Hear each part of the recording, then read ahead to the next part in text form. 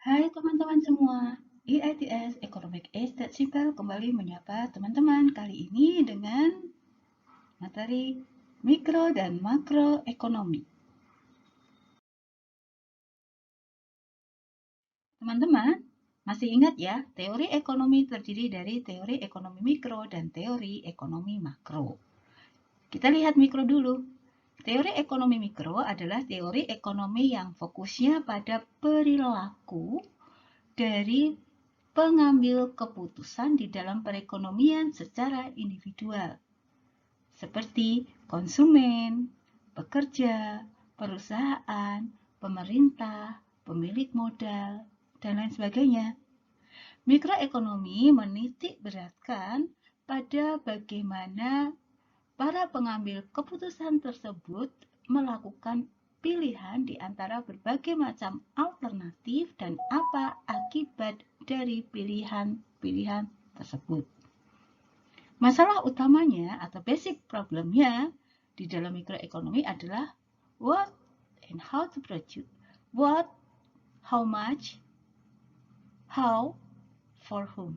Apa yang harus diproduksi dan berapa banyaknya, bagaimana memproduksinya, kepada siapa, output atau hasil produksi tersebut akan didistribusikan.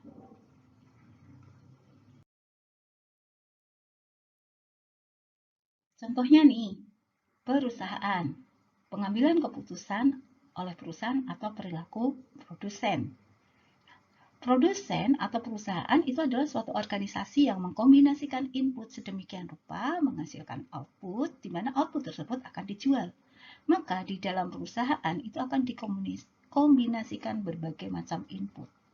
Ini input dalam garis besar ya, dalam kelompok besar tanah, tenaga kerja, capital, teknologi, dan lain sebagainya. Dari mengkombinasikan input-input ini, maka akan dihasilkan hasil produksi atau output.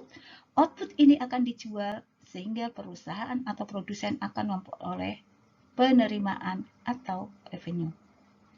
Atas penggunaan berbagai macam faktor produksi ini, perusahaan atau produsen akan memberikan kompensasi kepada pemilik faktor produksi. Kepada pemilik tanah akan memberikan kompensasi berupa sewa. Kepada tenaga kerja akan memberikan kompensasi berupa upah. Untuk kapital atau modal yang digunakan, kompensasinya adalah bunga dan lain sebagainya. Kompensasi pembayaran-pembayaran yang dilakukan oleh perusahaan tersebut itu adalah kita sebut sebagai biaya atau cost. Nah, selanjutnya dengan membandingkan antara penerimaan dengan cost, dengan mengurangkan cost terhadap penerimaan atau penerimaan dikurangi biaya, maka perusahaan akan memperoleh profit tertentu. Profit maksimal itu biasanya menjadi tujuan dari produsen. Makroekonomi atau teori ekonomi makro. Teori ekonomi makro membahas atau menganalisis perekonomian secara agregat, aktivitas ekonomi secara keseluruhan. Berbagai tindakan yang terpisah yang dilakukan oleh para pengambil keputusan secara individual yang dianalisis di dalam mikroekonomi disatukan di dalam makroekonomi sehingga makroekonomi itu akan fokus atau hanya fokus pada masalah-masalah yang berpengaruh terhadap perekonomian secara keseluruhan. Nah, kalau kita berbicara mengenai masalah-masalah apa yang berpengaruh terhadap perekonomian secara keseluruhan atau secara agregat, antara lain apa? Antara lain adalah masalah pertumbuhan ekonomi, masalah harga umum atau masalah inflasi, masalah ekspor impor, masalah kemiskinan taraf hidup masyarakat, masalah kesempatan kerja, masalah ketimpangan pendapatan di dalam masyarakat. Jadi, masalah-masalah yang berpengaruh terhadap perekonomian secara keseluruhan itulah yang merupakan topik, merupakan bahasan di dalam makroekonomi. Nah, Ini adalah gambaran permasalahan pada level makroekonomi. Kita berbicara mengenai perekonomian nasional atau perekonomian suatu negara. Tujuan negara apa? Tujuan negara adalah kemakmuran, mencerdaskan kehidupan, kemudian perdamaian dunia. Ini kan kalau negara kita ya, NKRI, seperti yang ada di dalam pembukaan Undang-Undang Dasar 1945. Nah, untuk mencapai tujuan negara tersebut, negara itu masih dihadapkan pada berbagai permasalahan. Nah, permasalahan pokoknya antara lain apa? Kebutuhan dari 260 juta rakyat, antara lain kebutuhan akan pangan, sandang, papan, kesehatan, dan lain sebagainya. Lalu ada problem kemiskinan, ada problem kesempatan kerja, ada problem inflasi, dan lain-lain. Nah, tetapi bahwa suatu negara atau suatu bangsa itu juga punya sumber daya tanah, sumber daya manusia, teknologi, lokasi, dan lain sebagainya. Dengan mempertimbangkan apa yang menjadi tujuan negara, kemudian berbagai permasalahan yang dihadapi oleh negara, dan sumber daya yang dimiliki, maka suatu perekonomian negara itu akan menentukan strategi. Nah, strateginya apa? Ini tentu mengacu pada garis-garis besar haluan negara, kepada rencana pembangunan jangka panjang, rencana pembangunan jangka menengah, dan lain sebagainya, dan faktor-faktor kebijakan apa secara umum, arah kebijakan umum yang harus diikuti.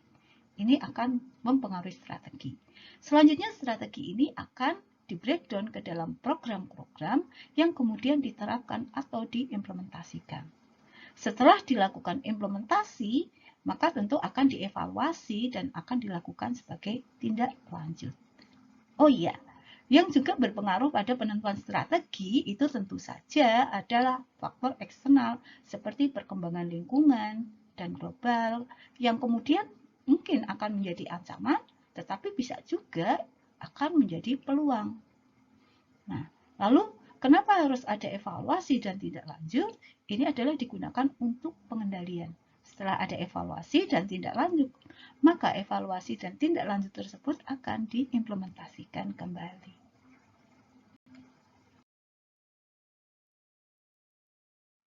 Nah, ini secara sederhana menampilkan perbedaan ekonomi mikro dan ekonomi makro. Yang pertama, terkait dengan ruang lingkup bahasanya. Ruang lingkup bahasan di dalam mikroekonomi bersifat individual, mempelajari bagaimana perilaku produsen, bagaimana perilaku konsumen, bagaimana perilaku pemilik modal secara terpisah, secara individual. Sedangkan ruang lingkup bahasan di dalam makroekonomi itu bersifat agregatif, bersifat keseluruhan.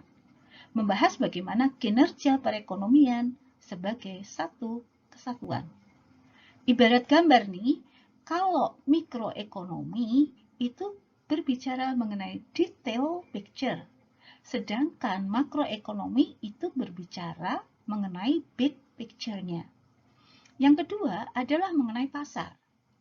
Pembahasan mengenai pasar di dalam mikroekonomi adalah struktur pasar, yaitu mengenai bagaimana penentuan harga dan output pada struktur pasar persaingan sempurna, pasar monopoli, pasar oligopoli, dan pasar persaingan monopolistik.